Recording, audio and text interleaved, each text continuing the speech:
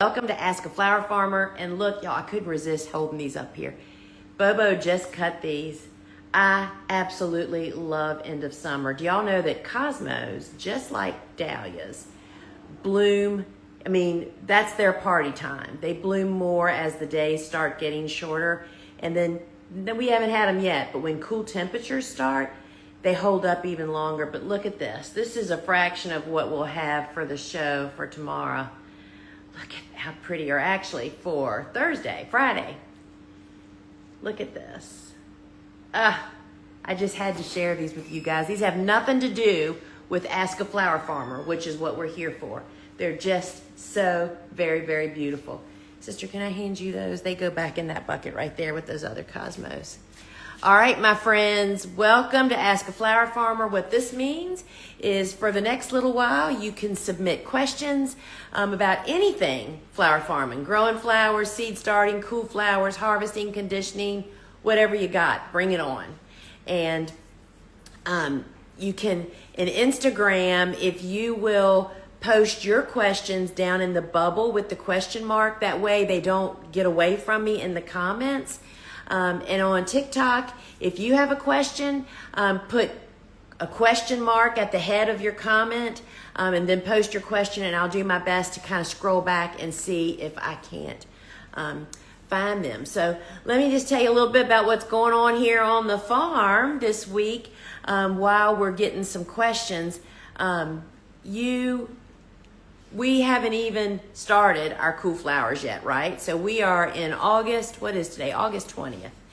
And my first expected average frost is about mid-November.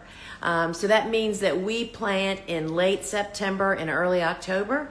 And so we are on the verge, but I am knee-deep in planting cool flowers.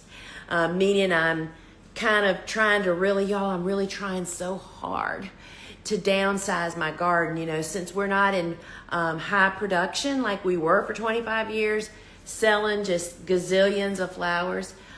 We grow flowers now for education, for book photography and courses, and for our shopping shows and all such things. We just don't need the volume. So do you know how hard that is for me? And I think it's really kind of my security blanket, right? So I'm really up against the challenge, as I know many people are. And so what I am doing is, the cool flowers that I grow are all the same seeds that are available on our website. I am literally sitting down and going through the cool season seed category and picking out what and how much I'm going to grow. And we'll see how it goes, right? So I don't know if you're planting your cool flower garden, but if you don't know what cool flowers are, Cool Flowers is the name of a book that I wrote, and it's about cool season hardy annuals, which have a very different planting date than warm season annuals. And most of us, just like I did before I, researched and learned about this concept that our grandmas did, y'all. I didn't make this up. I didn't create it, and it's not my idea. I rekindled that idea, right? So Cool Flowers is the name of the book. It's a really simple read. I wrote it actually for home gardeners, but it can be applied to a flower farm. And it's a short, easy read. If you are not familiar with how the cool flower concept works, which is about finding your planting dates for these amazing flowers. And what are we talking about? Bells of Ireland, poppies, snapdragons, sweet peas, some of the most beloved flowers that we all want in our garden, but we just can't figure out. We think they won't grow where we are. That's what people say. I used to say that. No, not true. I grow them all now. It's all about when you plant them, and that's what the cool flower concept will do for you. So grab a book if you don't have one. Of course, we have them over on our website. I would love to sign a book for you, and we send a little bonus with it, a free video book study. But you can find it in bookstores everywhere. The point is to get it before it's too late, right? And so I see we have some questions over here on Instagram to get us started. Hannah, I want to use the bio mulch. Do I need a tractor implement to put it down? What a great question, Hannah. I'm so glad you asked that. No, you do not. For 3 years, I laid it by hand. And so if you go to, I'm just thinking, sister, isn't it on the product? I think If you go to the Bio 360 product, either on our website, the product page like in the store, or inside the app, I believe there's a video actually demonstrating how to actually lay it by hand. And so you do not have, but I will tell you there is definitely a learning curve. And that's whether you're making it with a tractor or not, but you learn that there's just lots of little, just like when you learn to do anything new, right? Like the bed top should be really nice and smooth and flat, and the beds need to be raised. The pathways around the beds are best if there's soil, so you can scrape soil over the edge. And you learn, once you've had success once, you figure out all the quirks, because it just does such a great job of suppressing weed seeds from germinating. We really, really love it. So that was a great question. Thank you, Hannah. All right, let me just scroll over here and see if I have any. So would love for you guys to share this live feed. That really lets other people know about it, and it helps me so very, very much. All right, so I don't see any questions over there. Let me come back over here. I know we got some over here. Is broad forking necessary? And if so, are there budget-friendly options? We have clay soil here in South Carolina. So Hannah, I mean, that's a really deep subject. We love broad forks. And back before I had a tractor, I used, and I still use a broad fork occasionally. And I'll tell you what my favorite broad fork is, and I'm not an affiliate. It's the Cobra. I don't know if anybody's familiar with the Cobra weeding tool. Well, that's an American-made small family business that actually makes these. I have 3 broad forks in a tool shed right behind my building here. And the Cobra is the lightest, and I'm 64, y'all. Some of them are so big and heavy, it just doesn't make sense to drag that around the garden, right? And I don't know about budget-friendly, except to say, how many plants are going to die because of crummy drainage that you're going to waste so much time and money on? I think they're a couple $100. I don't even know how much they are. Maybe $250 or something like that.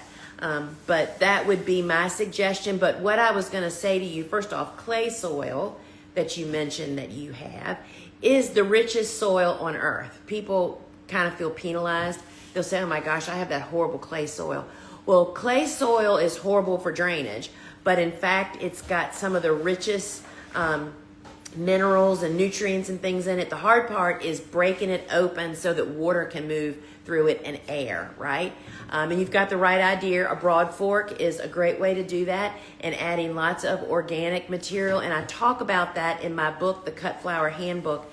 There's actually a section on preparing soil, a down and dirty, quick way where you can build raised beds on top. This is what I would do.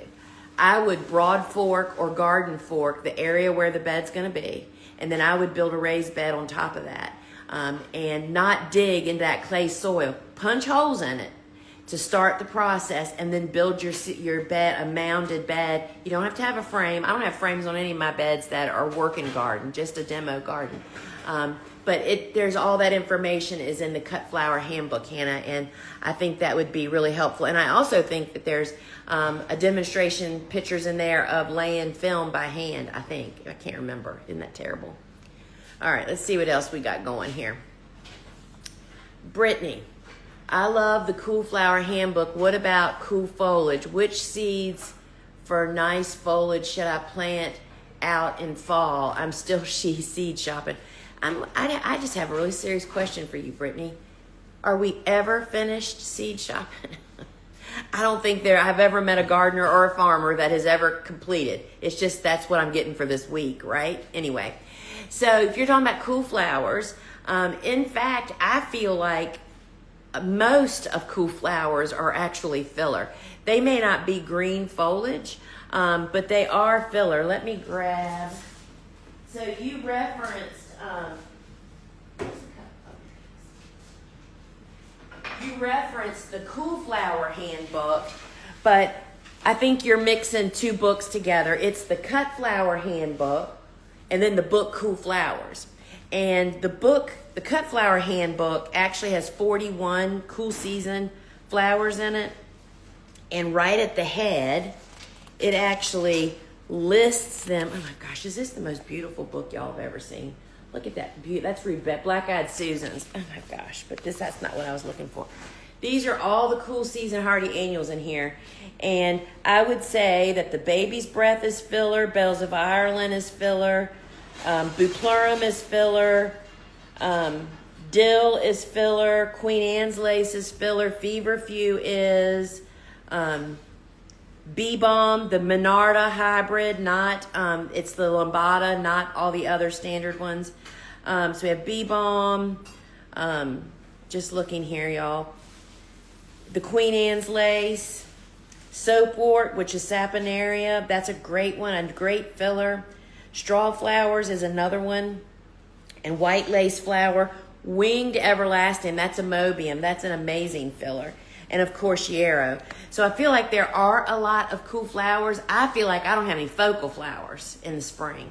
And I didn't always feel like that plants that got flowers were filler, but they are in fact filler, you know? And so the Cut Flower Handbook has 41 cool flowers, plus, when you buy it from us anyway, it comes with a bonus download called The Flowers That Didn't Make the Book, There Wasn't Room. There's 5 more cool flowers. So you actually get 46 cool flowers when you get the Cut Flower Handbook.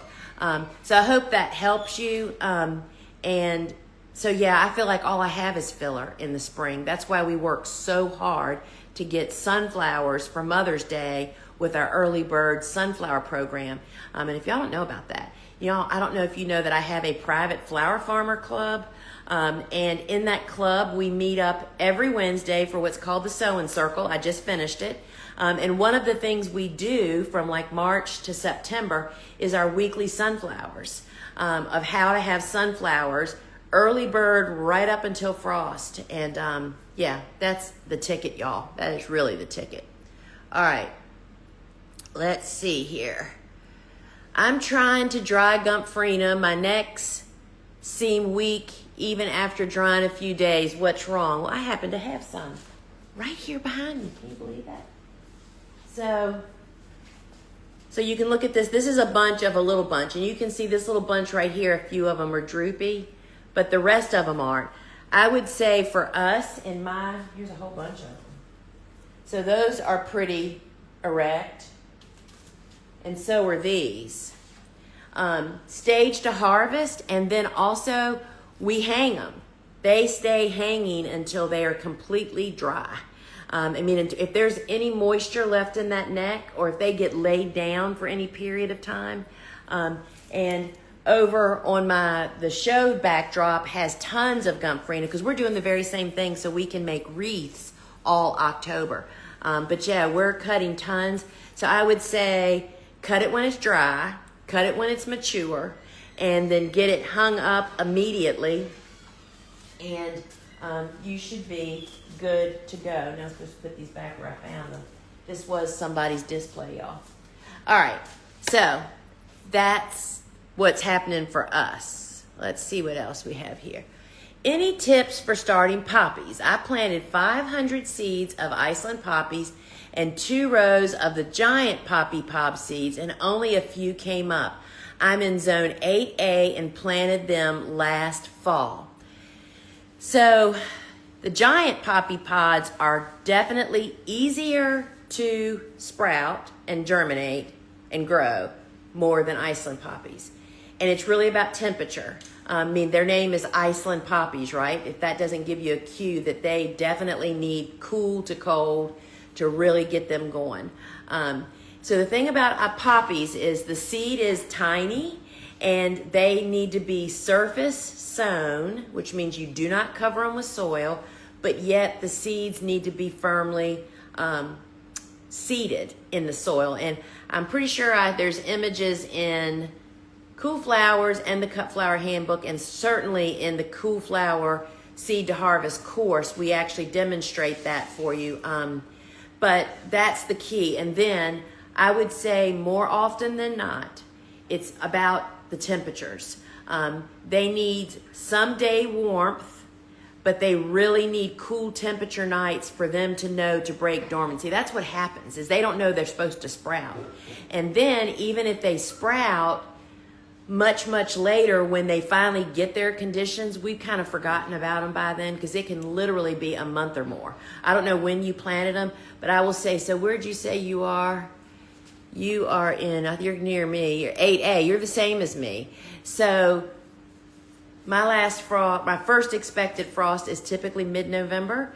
And I would say for me to sow poppies, I look at the 2-week forecast. And typically I would be sowing them in week 1 or 2 of October, which is a smidgen later than transplants. But I'm looking for cool nights, 60 degrees maybe or cooler, and still the days are getting warm. And then the other thing is that you really need to over sow. I mean, I sow very thickly for for poppies. And so I hope that helps. So don't cover them. Don't cover them with soil. I would definitely cover them with the row cover. And then ants they're very tiny seeds. The insect digestion, but I doubt that insects ate all of your seeds. I would almost guess it might be temperature. Sow on the surface, but firmly seed them. Be sure they get watered every single day until they sprout. And, it's hard to keep them cultivated, to keep the weeds from sprouting and taking over. It's a lot of work, especially if you plant early. And it's hard to resist not planting early, y'all. But they definitely need cool more than anybody else. How long do you leave silage tarps on? Totally depends on what you're using it for, right? So, I mean, we use silage tarps on beds that have been totally prepared and we aren't ready to plant yet. And we just put a tarp on it to squeeze, to keep weed seeds from germinating. And that's one use. Sometimes we will mow a cover crop and leave all the residue there in the heat of summer. And then we'll cover with the silage tarp to toast it, because it's 98 degrees outside and it cooks it all alive. It just really depends on what you're actually doing with it. And I would say silage tarps they're kind of like cover crops. That's not something that I would recommend beginning growers mess around with at first, other than to hold beds. Like for instance, we would prepare a sunflower bed, which we do not use mulch on, right? In the way that we do sunflowers, we plant transplants. Anyway, I prepare a 80-foot bed, but we're only going to plant about 12 feet of that bed a week. So to hold the rest of that bed from growing weeds, we put a strip of silage tarp down on it to hold it. So the silage tarp thing is really a question. It just really depends on what you're actually using it for, right? All right. Trying to figure out what is eating my amaranth. It's next to my celosia and they are fine. What isn't eating your amaranth might be an easier discussion to have. So amaranth, which has so many beautiful, they're in my book. So I typically stopped growing amaranth about a long time ago, y'all, because of their pest attracting issues. I'm just looking to see. Here it is, right here in the front. Look at those beautiful blooms. There are so many beautiful amaranths. And I mean, I don't not grow them because they aren't beautiful and not because I couldn't sell them, but it's because of what they attract to my garden. Back in the days when we grew dahlias, we don't grow dahlias now.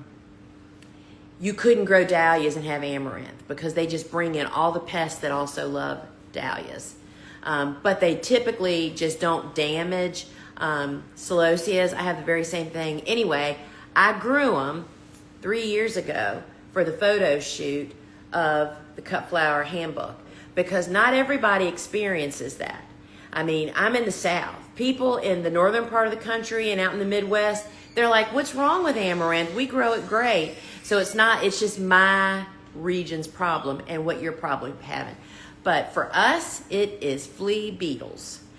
Those are little beetles about that big that are striped. You need to get a good ID on what it is, and there really is no control except eliminating the crops that they are attracted to. So I literally eliminated my flea beetle problem a decade ago by just not having amaranth on my farm for 10 years.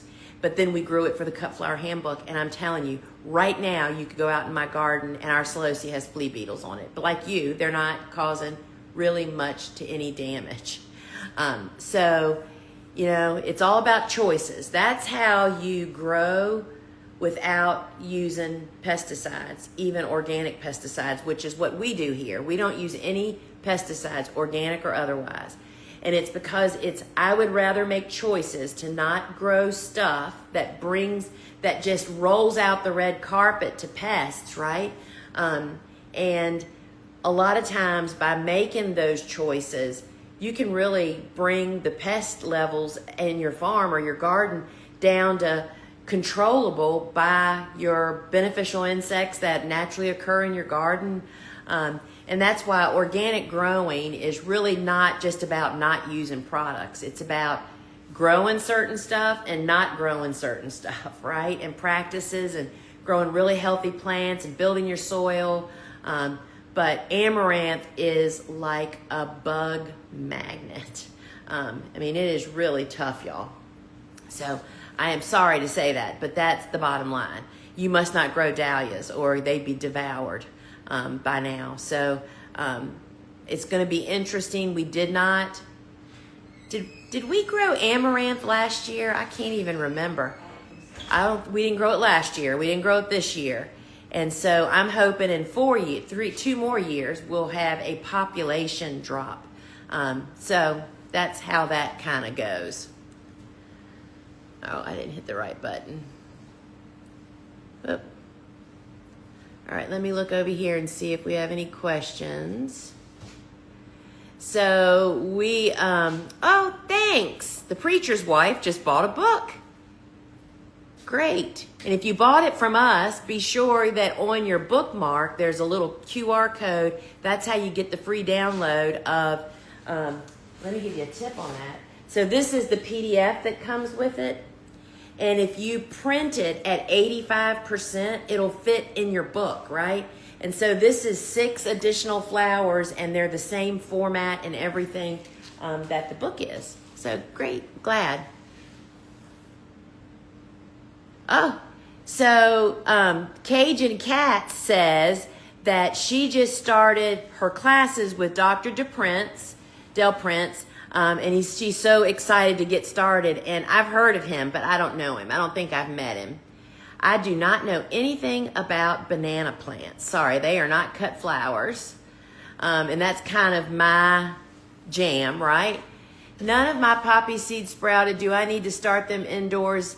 I'm in LA, which I'm thinking you're meaning Louisiana or LA as in Los Angeles. Kind of both hot areas. So poppies do best being direct sown outdoors because they need the cool nighttime temperatures. That really just, gives them that trigger. So we start them outdoors. We fall plant them. If you're either in Los Angeles or Louisiana, you would fall plant them, which is 6 to 8 weeks before your 6 to 8 weeks before your first fall frost. I'm just looking. My celosias are all dying. That's a wide subject. And we grow gobs of, I have a huge bucket of gorgeous coxcomb over here that if you join me tomorrow on YouTube or TikTok Live tomorrow afternoon, 12 and 1, I think it is, I'm showing the harvest. So you don't want to miss that because the harvest is gorgeous right now is why I just can't stop showing it to people, right? So sorry about that, but they definitely need water, full sun, nutrition, and good drainage is the bottom line there, right?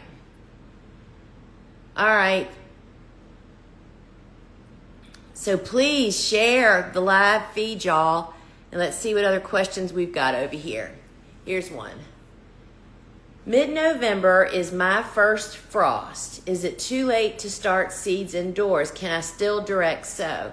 So bloom mid-October. So yes, you're right on the cusp, but y'all, I'm telling you, you have to just get the Cool Flower book. It's only 160 pages. It's a simple read. And when you it takes you through the steps of how you find your planting times and how that all works. And then you'll just be so liberated. But you're planting either transplants for those that prefer it or seeds out in the garden, if that's what they prefer, direct sowing. It's up to the seed, y'all, not to you. 6 to 8 weeks before your first frost. But of course, if it's a transplant, you have to start it a few weeks before to have it ready. And so I just can't tell you how liberating, fun, if you want to have a spring garden that blooms like you have never experienced before, Cool Flowers changes everything. I mean, some of the flowers that we struggle the most with, bells of Ireland, snapdragons to die for, feverfew. I mean, there's just so many gorgeous ones. Lysianthus, so many, y'all. Julie, is it necessary or helpful to use shade cloth when germinating direct sown fall planted cool annuals while the temps are still above 80? So if you're trying to cool it, first off, if you're direct sowing, they're not gonna pop in 80-degree weather, probably. And covering them is not gonna change that, because even if it does, I mean, we don't use classic shade cloth. Well, that shades, but it really traps heat. The most cooling cloth that I have experienced is the insect netting. I use that. I talk about that on the shopping shows all the time now. I use that stuff to shade. It lets more air out, heat out, lets more sunlight in. Yesterday or day before yesterday, we had torrential rain. New use for the insect netting. I had insect netted, hooped, and covered all of my cut flower kale babies that were they're still beautiful, that were just beautiful, right? They're still beautiful today, even after we had pounding torrential rain, is because the insect netting really allowed the water to come through, but it didn't pound them. I mean, it's the first thing I looked at when we came out the next morning after the torrential rain. If you saw my video about that, I mean, I just knew it was going to tear our garden up. And our cut flower kale looks beautiful. So to say I wouldn't use shade cloth is what I'm saying. I think it traps too much heat. It's black usually, which makes it get even hotter, right? And it doesn't allow enough movement through the cloth, but the insect netting does. But if stuff is still in the 80s, I mean, like Nigella, all of them, larkspur, they'll just sit out there and wait for cool conditions. All the while you are cultivating to keep the weed seeds, which will bloom or sprout anytime, from overtaking your flower seeds. That's the drawback to direct seeding, especially if you don't really know what their conditions that they want. You can look that up. All that information is available, and then plant them when those conditions happen, are most conducive. So hope that helps. All right, friends. So what about burlap, and what is the target planting temperature for these? I can't quote target temperatures off the top of my head. And burlap is just like, I mean, I could see using burlap for warm season seeds, but cool season, I just don't see that not trapping heat, you know? So it'd be an experiment. But again, we direct sow and don't cover typically. And unless I'm having a varmint issue coming in and rustling up our beds, which we did have last year. And so you'll have to try that out. But we typically direct sow and don't cover. And it's really about heating them up even more than the temperatures are, right? So I hope that helps. All right, my friends, our time together is over. Thank you so much for joining me. Oh, I forgot to say this. We are hiring at the Gardener's Workshop. We are in Newport News, Virginia, and if you happen to be in our neck of the woods and you're interested in a part-time warehouse job in an amazing atmosphere and culture, and you're a team player and love having a job that you love, if you're on Instagram, you can comment job and we'll DM you the link. If you're on TikTok, you go to our website at thegardenersworkshop.com and you can reach out to us there. And friends, tonight I have a live show at 8 o'clock where I'm helping you tell which do you do, direct sow or transplant cool flowers. How do you know the difference? So 8 o'clock inside the shop app, you can get it from your phone's app store, search Gardener's Workshop, download the shop app, and it's free. Meet me at 8 p.m. Eastern time inside the shop, and we'll do some cool flower talking, and I hope to see you there. All right, my friends, ciao. If I can turn it off.